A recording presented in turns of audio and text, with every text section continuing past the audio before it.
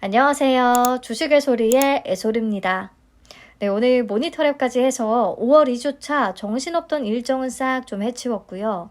3주차 일정을 미리 체크를 해봐야 될 것 같아요. 3주차에는 기가비스라는 종목의 단독 청약 일정이 잡혀 있습니다. 그래서 비교적 한가지게 좀 3주차를 보낼 수가 있을 것 같아요. 4주차 미리 준비하면서. 자, 기가비스는요, 오랜만에 사이즈가 조금 큰 종목이 되겠습니다. 그래서 언론에서는 이미 막 상반기에 최대어가 될 것이다 이런 말들이 나오고는 있거든요. 근데 규모만 큰 건 의미가 없다는 거 아시죠? 내용이 그만큼 알차야 규모에 걸맞은 IPO가 될 수 있기 때문에 먼저 조금 살펴보는 시간을 가져보도록 하겠습니다. 자, 기가비스는 글로벌 반도체 기판 검사 전문 업체예요. 반도체 기판이 뭐냐면 반도체 칩과 메인보드를 연결하는 부품인데요. 여기서 칩은 전자제품 속의 두뇌에 해당한다고 생각을 하시면 쉽겠고, 메인보드는 그 두뇌를 담는 몸통이라고 생각을 하시면 되겠습니다. 그리고 반도체 기판은 이 두뇌와 몸통을 연결하는 멀티탭 같은 기능을 하는 친구예요. 여기서 멀티탭의 역할은요, 칩이 메인보드와 전기 신호를 수월하게 교환할 수 있도록 돕는다고 합니다. 근데 이렇게 단순히 연결하는 것뿐 아니라 반도체를 보호하는 역할도 한대요. 반도체 칩이 실리콘으로 만들어져서 외부 충격에 좀 망가지기가 쉽잖아요. 그래서 반도체 패키지 기판이 외부의 온도나 습도, 충격으로부터 칩을 보호하는 역할까지도 해주고 있다고 해요. 근데 요즘 이 반도체 기판이 점점 고도화되고 있습니다. 왜냐면 AI, 전기차, 데이터 센터, 사물인터넷 이런 첨단 산업 분야에서는 더 많은 양의 데이터를 더 안전하고 빠르게 주고받을 수 있어야 하기 때문에 업그레이드된 반도체 기판이 필요하다는 거죠. 이렇게 더 미세화되고 좀 다층화되고 대형화된 기판을, 업그레이드된 기판을 FCBGA라고 부른다고 합니다. 생산 난이도가 매우 높아서 전 세계 10개 정도의 기업만 양산 중이라고 해요. 국내에서는 LG 이노텍이 양산에 성공을 했다고 하니까 이것도 좀 알고 있으면 도움이 될 것 같고요. 아무튼 이렇게 반도체 기판이 고도화되는 트렌드에 따라서 반도체 기판의 가격도 당연히 빠르게 상승하고 있습니다. 이로 인해 반도체 기판 제조 과정 중에서 몇 개 기판에서만 오류가 발생하게 되더라도 전체 원가에 상당히 부정적인 영향을 줄 수밖에 없겠죠. 원가를 높여버리는. 그렇기 때문에 반도체 기판의 수율 향상을 위한 높은 검사 역량과 또 수리 역량이 필수적으로 요구되고 있다는 거죠. 그리고 기가비스가 바로 이 검사 장비와 수리 장비를 만들고 있습니다. 자, 대표적인 제품으로 두 가지가 있는데요. 첫 번째는 자동 광학 검사기. 반도체 패키지용 기판 제조 공정에서 회로 형성 후에 패턴의 결함 등을 자동으로 검사하는 광학 검사 설비를 얘기합니다. 기판의 오류를 사전에 검출해서 불량 유출을 방지하는 설비가 되겠고요. 기판 각각의 공정에 적용을 함으로써 결함을 바로바로 파악을 하고 실시간으로 공정 관리자한테 통지를 해줘요. 그래서 적절한 조치를 취할 수 있게끔 하는 그런 장비가 되겠습니다. 자, 두 번째는 자동 광학 수리기입니다. 반도체 패키지 기판의 불량을 자동으로 수리해서 양품화시키는 설비예요. 불량품을 정상 제품으로 만든다는 거죠. 기판의 불량 위치로 판넬을 이동시키고 레이저로 수리를 바로바로 한다고 합니다. 앞에서 얘기했었잖아요. FCBGA 같은 경우에 워낙 가격이 비싸기 때문에 일부 기판에서 오류가 발생하면 전체 원가에 악영향을 끼칠 수밖에 없다고요. 근데 이렇게 오류가 발생한 기판을 그대로 폐기해버리기보다는 정상화시켜서 다시 활용할 수가 있다면 수율 증가와 함께 비용 절감까지도 이룰 수가 있을 테니까 이 장비는 FCBGA 기판 제조사로부터 수요가 굉장히 높다고 합니다. 근데 더 중요한 건 이 장비를 만드는 기술의 난이도가 굉장히 높아서 기가비스를 포함해 전 세계 딱 2곳만 AOR, 자동 광학 수리 장비를 만들 수가 있는 거래요. 이렇게 진입장벽이 굉장히 높은 시장에서 이미 자리를 잡고 있는 회사라는 사실 자체만으로도 굉장히 매력적으로 느껴지기는 했습니다. 그리고 이런 다양한 설비를 하나의 라인으로 묶어서 완전 자동 운영되는 인라인, 무인화 설비는 업계 최초로 제공을 했으며 최고의 설비로 인정을 받고 있다고 해요. 네, 그럼 이런 장비들의 기술력이 과연 어느 정도인지를 한번 알아봐야겠죠. 우선 경쟁사를 좀 찾아봤는데요. 국내에는 직접적인 경쟁사가 없대요.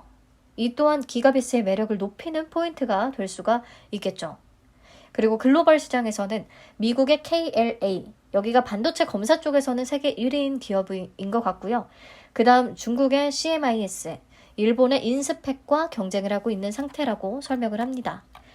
반도체 기판 검사 장비의 기술력을 나타내는 지표로서는 기판 회로의 선폭과 크기를 의미하는 라인 앤 스페이스라는 개념이 가장 보편적으로 쓰이고 있는데요. 보시면 LNS가 경쟁사 대비해서 가장 뛰어난 수준을 기록하고 있습니다. 기가비스의 장비가.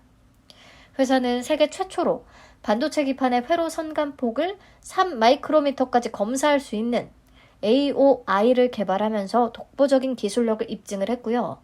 여기서 그치지 않고 기술 격차를 더 넓히기 위해서 향후 2마이크로미터까지 검사할 수 있는 AOI 설비를 연내에 출시할 계획을 좀 하고 있더라고요. AOR, 그 수리하는 설비의 경우에는 현재 회로 선간폭 5마이크로미터까지 쇼트 분량을 수리를 할 수가 있고 25년 출시를 목표로 해서 3마이크로미터까지 수리할 수 있는 설비를 또 개발 중에 있다고 합니다. 이렇게 앞선 기술력을 바탕으로 글로벌 시장에서 단기간에 시장 점유율을 좀 크게 끌어올릴 수 있었다. 그래서 외산 설비에 의존하던 한국의 기판 업체들의 경쟁력 향상에도 크게 기여를 했다라는 평가를 받고 있습니다. 자, 주요 고객사를 보시면 국내에서 삼성전기와 대덕전자를 비롯해서 일본과 대만, 중국 등 글로벌 탑티어 기판 제조업체들을 다 확보하고 있더라고요. 더군다나 이 고객사들이 대규모의 캐파 증설 계획을 하고 있기 때문에 이에 따른 수혜도 당연히 기대가 되는 부분입니다. 그래서 정리를 해보면 기가비스의 긍정적인 성장 모멘텀들이 좀 눈에 잘 들어와요. AI, 2차전지 등등의 시장이 성장함에 따라서 고부가 반도체 기판의 사용이 증가되고 있는 환경이라는 거.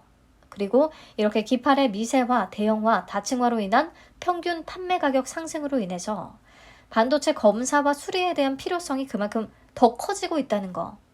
그리고 글로벌 고객사들의 캐파 증설로 인한 수요가 증가할 것으로 전망이 된다는 거. 이런 부분들을 좀 짚어볼 수가 있겠습니다. 이 속에서 글로벌리하게 기술력이 매우 앞서고 있는 회사라서 좀 기대가 되더라고요. 실적도 보시면 22년에 사상 최대 매출 기록했거든요. 중국과 대만양 대량 수주에 따라서 매출이 크게 상승했고 무엇보다 영업이익률이 2020년부터 해서 쭉 30% 이상 높은 수준을 기록하고 있어요. 그래서 볼륨을 조금씩 더 키워나간다면 외형 성장과 함께 수익성까지도 같이 잡을 수 있는 그런 회사로 보였습니다. 그리고 22년에는 회사가 자기 주식을 우리사주 조합에 무상 증여하면서 이걸 회계상으로 비용 처리한 그런 내역이 있더라고요. 회계적인 비용이기 때문에 실제 현금 유출이 발생하진 않았던 거고요. 그래서 이걸 감안하면 영업이익률과 순이익률은 더 높아질 수도 있었다 정도로 체크를 하시면 되겠습니다. 그리고 재무 안정성 지표도 매우 좋습니다. 전부 업종 평균을 상회하고 있고요. 무차입 경영을 계속 유지하면서도 영업 현금 흐름이 계속 발생하고 있기 때문에 재무 지표는 안정적인 상태입니다. 네, 이번 공모자금은 또 생산 능력 확충과 영업 연구 인력 확충, 핵심 부품 제조사에 대한 지분 투자에 사용할 계획이더라고요. 이 수요 증가에 따른 시설 확충을 계획하고 있다는 부분도 좀 긍정적으로 볼 수가 있겠네요. 자, 그래서 대부분 내용이 다 좋습니다. 좋은데 이 회사의 리스크 요인으로 지적되는 부분은 이거예요. 22년 기준으로 중국향 매출 비중은 29.89% 정도가 되는데요. 특히 중국 Z사의 경우에 향후 거래 규모가 크게 확대될 수 있는 고객사 중에 하나라고 설명을 합니다. 근데 미국이 반도체 지원법을 발효하고 새 공제 혜택과 보조금 지원을 발표하면서 조건을 달았잖아요. 미국 안보에 위협이 되는 특정 국가에서 특정 첨단 반도체에 대한 새로운 캐파 확장 및 구축하는 것을 금지하겠다. 이 부분에 아직까지 반도체 기판이 제재 품목에 포함이 되어 있지는 않지만 반도체 기판까지도 좀 법률 제재로 편입이 된다면 향후 중국 시장에서의 캐파 확대나 영업은 좀 어려워질 수 있다는 거. 그로 인해서 중국향 매출에 부정적 영향이 발생할 수 있다는 게 좀 위험 요인으로 꼽히고 있습니다. 우선 상장까지는 관련 이슈가 없다면 단기적으로는 괜찮을 것 같아요. 네, 기업 내용은 이 정도로 보고요. 공모 관련 내용으로 넘어가시죠. 총 221만 8,258주를 공모합니다. 공모가 밴드는 34,400원에서 39,700원을 제시했네요. 그래서 공모 규모가 상단 기준으로 881억 원이나 되고요. 시가총액도 상단 기준으로는 5천억 원이 넘어가요. 요 근래에 들어서 맨날 1,000억 원에서 한 2,000억 원 정도 소형 사이즈만 보다가 오랜만에 좀 규모가 있는 친구인 거죠. 네, 수요 예측은 이미 마무리가 됐고요. 청약은 15일부터 16일까지 진행되고요. 환불은 다행히 이틀 걸립니다. 18일에 바로 되고요. 상장은 5월 24일로 예정이 되어 있습니다. 삼성증권의 단독 주관이고요. 근데 보시면 오랜만에 구주 매출이 존재합니다. 비중이 높은 건 아니고 6.65% 구주 매출로 진행이 돼요. 구주 매출의 주체는 김종준 전 대표이사와 강해철 현 대표이사, 그 밖에 등기 임원과 최대 주주와의 특수 관계인 이들이 이번 공모를 통해서 주식을 좀 팔고자 했다는 게 썩 내키진 않습니다만 그래도 구주 매출 비중이 아주 높진 않기에 넘어가도록 하겠습니다. 우리사주 조합에는 5.96% 배정했더라고요. 상단 기준 금액으로 약 52억 원에 달하는 규모입니다. 직원 96명 기준 1인당 평균 배정 금액이 약 5,500만 원이나 되거든요. 그래서 혹시나 미달이 나오진 않는지 체크를 해볼 필요가 있겠는데 느낌상 배정 비율이 좀 어정쩡한 것을 보면 사전 수요에 맞춰서 배정을 한 게 아닌가 싶긴 하네요. 다음, 상장 직후에 유통 가능한 물량인데요. 23.20%밖에 안 됩니다. 20%대 초반이기 때문에 좋은 조건 축에 속하겠고요. 기존 주주의 비율도 6.75%로 낮은 편입니다. 그만큼 오버행 이슈로부터는 자유로울 수 있겠다. 그리고 기존 주주가 상장일에 다 매도에 나선다고 해도요. 상단 기준 그들의 금액을 계산하면 339억 원 정도이거든요. 그렇기 때문에 이 정도는 수급이 붙으면 충분히 우선 소화는 가능하다고 생각이 되긴 합니다. 그래도 이 기존 주주 중에 재무적 투자자들의 투자 단가가 궁금해서 조금 찾아봤는데요. 기가비스가 2004년 설립 이후 외부 기관 투자를 처음으로 유치한 게 프리 IPO 때라고 합니다. 2022년 8월이거든요. 그때 페블즈 자산운용과 타임폴리오 자산운용, 스틱 벤처스 다 그때 유입이 됐다고 하고 400억 원 자금을 조달했다고 합니다. 근데 표에 보면 2022년 8월에 실시한 제3자 배송 유상증자로는 35억 원을 유치한 것으로 파악이 돼요. 그렇다면 나머지 금액은 유상증자를 통해서 유입된 게 아니라 최대 주주가 소유하고 있었던 주식을 취득하거나 그 밖에 다른 기존 주주의 주식을 취득하면서 들어온 것으로 보이거든요. 이 중에 제3자 배정 유상증자를 취득한 주식은 상장일로부터 6개월간 의무 보유하기로 되어 있고요. 최대 주주로부터 취득한 주식도 6개월간 의무 보유가 약속되어 있어요. 즉, 상장일에 유통 바로 가능한 물량은 어떤 다른 기존 주주로부터 취득한 주식일 것 같습니다. 아무튼 제3자 배정 유상증자가 실시됐던 그 당시에 같이 이루어진 투자일 것이기 때문에 유상증자 발행 가액을 한번 참고해봤어요. 2022년 11월에 실시된 1대 20 무상증자를 반영하면 발행가액은 33,333원으로 계산되거든요.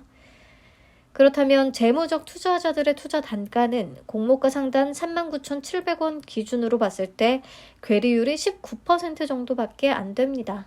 그래서 매도 가능성이 엄청 높은 그런 상황은 아닌 것 같아요. 좋은 거죠. 근데 그중에 비중이 가장 높은 기타 기존 주주가 누군지를 잘 모르겠네요. 네, 어쨌든 유통가는 금액은 조금 부담스럽긴 하지만 비율로 봤을 때는 괜찮은 조건이고 기존 주주의 물량이 큰 부담은 아니다 정도 확인을 하시면 되겠고요. 넘어가서 공모가 어떻게 산정했는지 보겠습니다. 유사기업으로는 반도체 검사, 장비업체들 선정을 했고요.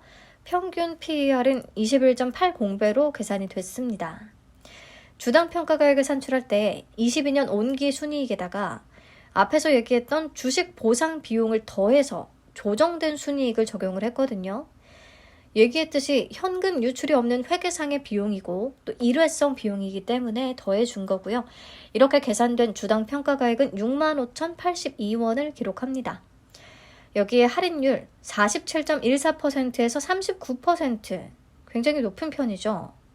그래서 최종 희망 고무가 밴드는 34,400원에서 39,700원으로 산출이 된 겁니다. 자, 그럼 밸류에이션 비교 한번 해볼게요. 앞에서 순이익에 일회성 비용을 더해서 조정 순이익을 적용을 했었는데 이 부분이 조금 딴지 걸릴 여지가 있기 때문에 조정 전 순이익인 277억 원을 기준으로 펄을 계산해 봤습니다.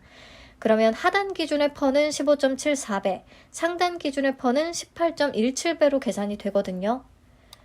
앞에서 트루엔이나 CU박스, 모니터랩 모두 미래 추정치를 기반으로 산정을 했었기 때문에 현재 실적 기준의 퍼가 막 100배를 훌쩍 넘겼었단 말이죠. 그걸 생각해보면 이 정도의 퍼는 유사 기업 대비해서도 굉장히 무난한 수준이다라고 보입니다.